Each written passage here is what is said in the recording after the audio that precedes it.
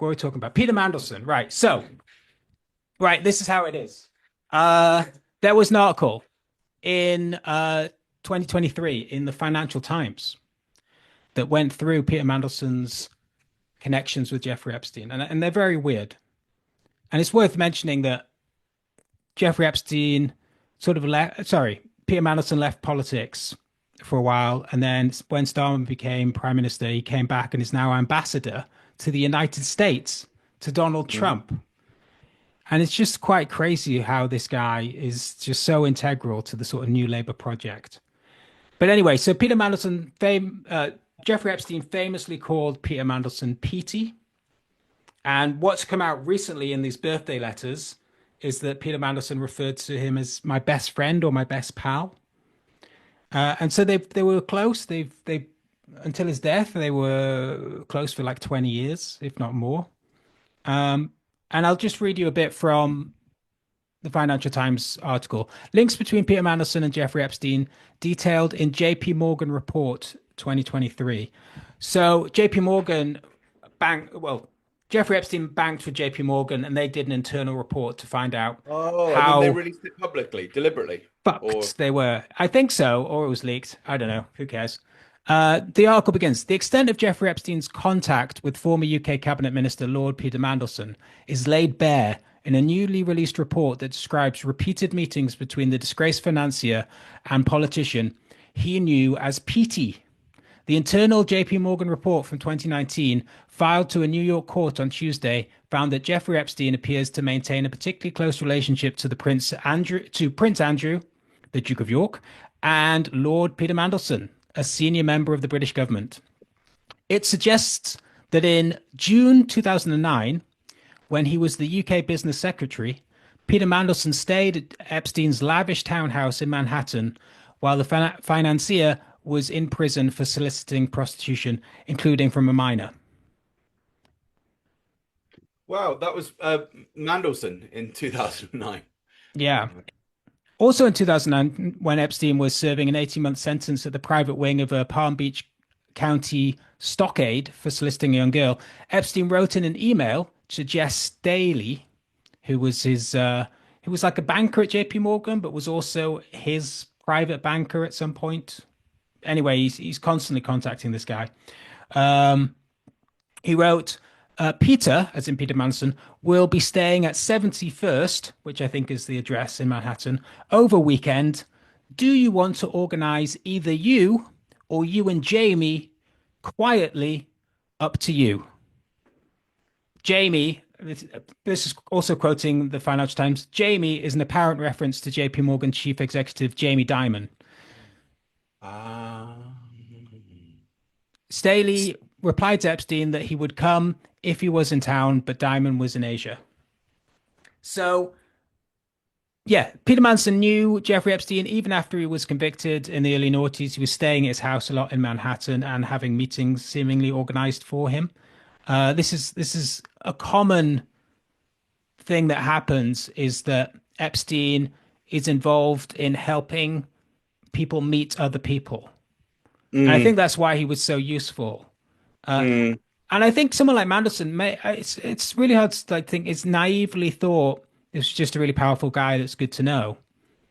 Maybe don't ask questions, but yeah, I mean, anyway, this is the article goes on. It's not clear when Mandelson first met Epstein, although a report in 2002 in New York Magazine described him in attendance at an intimate dinner party at Epstein's Manhattan home alongside Trump and other figures. Last year, a photograph, this is 2023, so it's 2022. Last year, a photograph emerged of Mandelson and Epstein celebrating a birthday at Epstein's Paris apartment in January 2007. A previous photograph from 2005 showed the two men shopping together in the Caribbean. So there's two photographs of them together. One in Paris, like very intimate, the one in Paris. It's a birthday party, but they're the only two in the picture. So it's like, I don't know, and they've got a big. Peter Mandelson and Jeffrey Epstein went shopping together in Paris. No. There is apartment in Paris, and it's just a waiter type of guy with a big cake, far too big for two people, and then just the two of them. I don't know. I guess someone was taking the photo. Mandelsohn and Epstein with a gigantic cake in Paris. Yeah, just Oh my word. celebrating Epstein's birthday. I, I Have you haven't not seen seen these photos? There's another photo. Yeah, the other that's photo is in the amazing. Caribbean, and Oh, it's Mandelson and yeah, and Epstein again alone. I don't know who's taking the photo. Shopping like they're wearing. I think Mandelson's wearing like a weird belt thing that he's trying on. Epstein's like, yeah, it looks good, mate. Um, anyway, we'll quickly get through a bit more of this. They were introduced by Ghislaine Maxwell, daughter of the one-time Labour MP and tycoon Robert Maxwell. Robert Maxwell. Robert Maxwell. There we go. Another Mossad linked, very, very suspicious individual. I mean, obviously, Ghislaine Maxwell, Robert Maxwell, Labour Party, British media, Mossad, CIA, Jeffrey Epstein, Donald Trump, Ambassador, Keir Starmer. It just goes Ferrero round and Rocher. round. Sorry? Ferrero Rocher. Ferrero Rocher. Yeah. The Epstein story is really spoiling us. It's true. They were introduced by Ghislaine Maxwell, the daughter of Robert Maxwell. She is serving 20 years in prison for assisting Epstein in sex trafficking underage girls. In 2014, Mandelson agreed to be a founding citizen. I don't know what that means. Maybe you know more about business, Matt, maybe?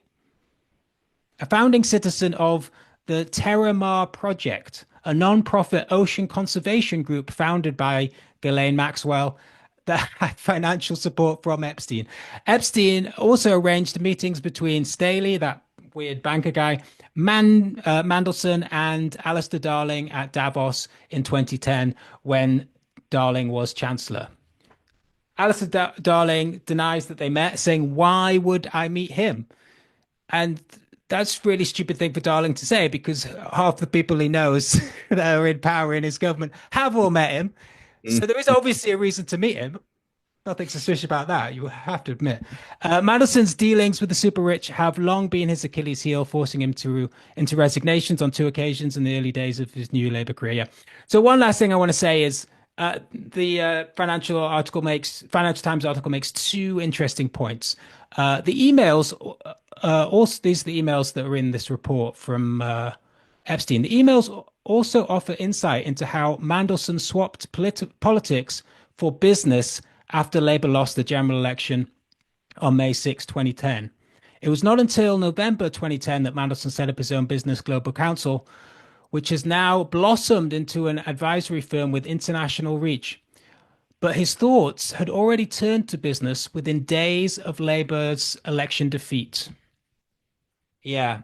So that, I mean, we always talk about the revolving door between business and politics and Mhm. stuff. And someone like Peter Mandelson is obviously looking to make money, jump ship as soon as Labour are out of power, and he's forging these relationships with people like Epstein. Um, I mean, it makes a lot of sense. I mean, the problem with all this secretiveness is, I think Mandelson probably thinks, well, it's very clever and it's all secret, so nobody knows the truth. But of course, when it comes to Epstein, the fact that we don't know exactly what Mandelson's relationship with Epstein means is, I wouldn't want to speculate, but I'd just say, just think in your own heads. The most depraved, disgusting things you can imagine. Because it's secret. And Mandelson, of course, could come and tell us what it is, but I don't mind if he does or doesn't. That's the thing. Seems pretty clever to be secretive, but then at the end, actually, it's far worse because we just imagine what these relationships involved.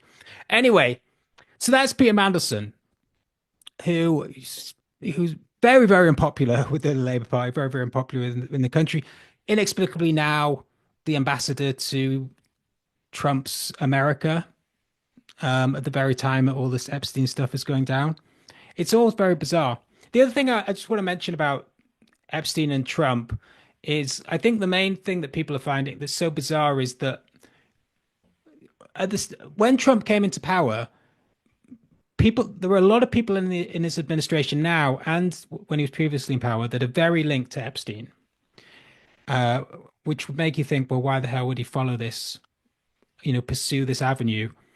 But he also brought in a lot of people who were who sort of made their career off looking into the Epstein stuff. So how this wasn't going to come to a head and really devastate his administration, I don't understand at all.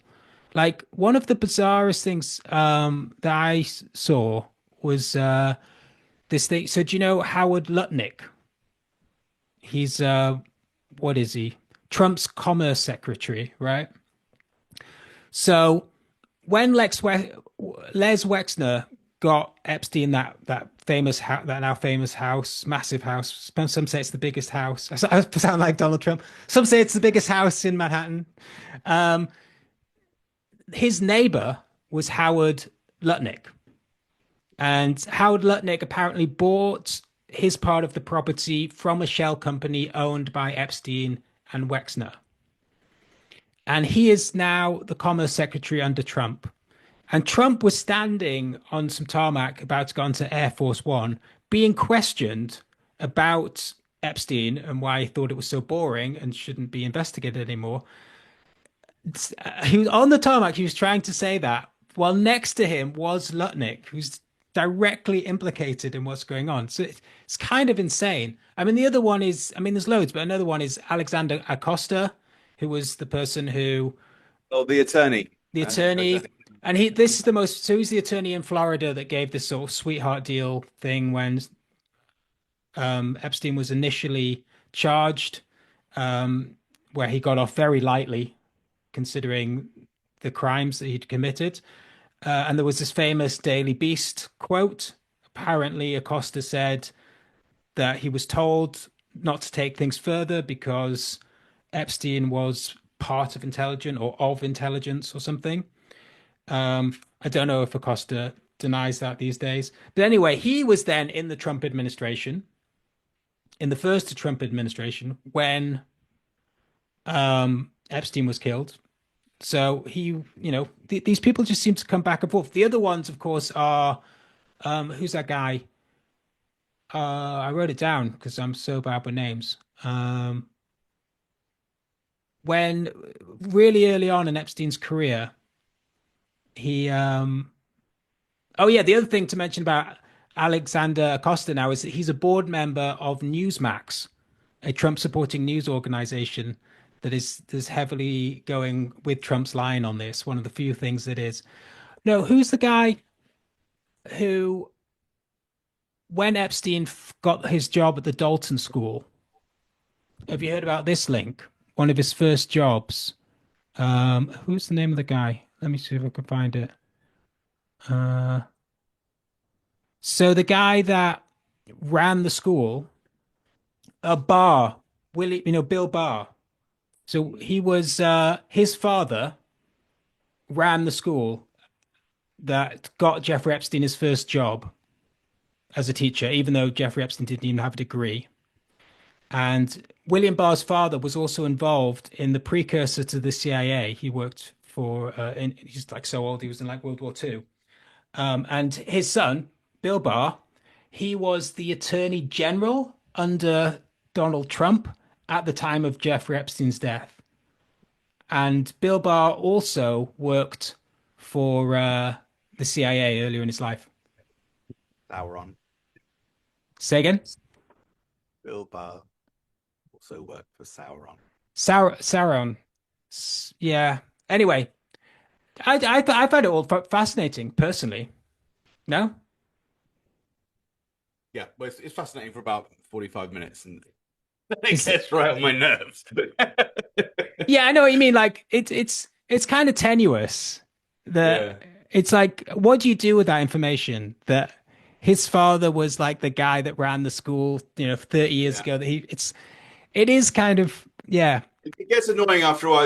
It's like you were saying, God knows how many hours ago on this podcast, that you linked it with Robert Maxwell. And as I say in the article, it's like, yeah, there is a link there, and it is really interesting. And Robert Maxwell was a fucking horrible monster, and he was the father of Ghislaine Maxwell. But he has been dead for 34 years. Before fucking Jeffrey Epstein was probably still fucking teaching in school when Robert Maxwell was found floating fucking up in the Atlantic Ocean. So the links are all intriguing, but sometimes they only take you so far. I think we're probably both coming at the conspiracy from. I think we're probably both coming to the same conclusion, but from slightly different angles. I'm a little bit worn down by conspiracies over the years because they've just got on my fucking nerves, and I've met a lot of conspiracy theorists. You're a bit more enthusiastic about it, but still going up to the limit and going, oh yeah, Well, I um, think what's interesting now is that this stuff is spilling over into the mainstream. That's what's interesting. Partly yeah. because online media is so influential now that the narrative isn't, the mainstream has to try and sort of create their own narrative, but they also have to react to what is going on. Um, and this Epstein stuff, it's it's really hard to know. You just sort of just try and follow it and see what else comes out. And as I say, you don't know who's leaking it or why. You don't know why Trump is was so up for releasing the files and now isn't. It's just all, but it just doesn't. Well, Trump often doesn't seem to have much of a play. He just wheels and deals, and he just says whatever in his head. Yeah, release No, the but file he's thing, and then yeah, but come on, he's very against it now, and it's really like, all right, yeah. let's talk about something else that's related because everything's related to Epstein, right? So the other thing that's happened recently is that on the right, on the Trump pro-Trump, all in right wing, they've turned against Trump not only on Epstein but also on Israel, Hmm. right? And Tucker Carlson is obviously the big one on this, Yeah. but there were other people, right? And there was this famously now, Marjorie Taylor Greene. yeah, this turning points thing, right? Where Hmm. they had this big debate about why does America fund Israel? And the Hmm. interesting thing about that is, okay, like not even you fucking Rory Stewart's and Alistair Campbell have gone that far. In fact, the centrist position in the UK is much more extreme, well, or less extreme. I don't know, like the far right position in the US has swung so far that they've gone past maybe Israel shouldn't starve